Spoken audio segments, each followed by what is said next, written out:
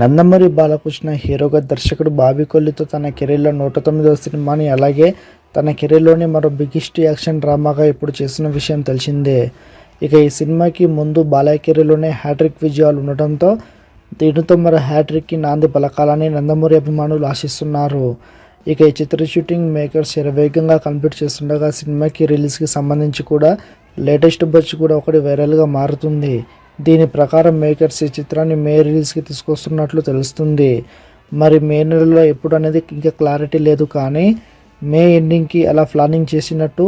అయితే నెక్స్ట్ నెలలోనే బాలయ్య బర్త్డే కూడా ఉంటుంది అని సినిమాకి ఫ్యాన్స్కి అదనపు ప్లస్ అవుతుందని చెప్పవచ్చు. మరి చూడాలి మేకర్స్ ఎప్పుడు ఈ సినిమాని రిలీజ్ చేస్తారో అనేది.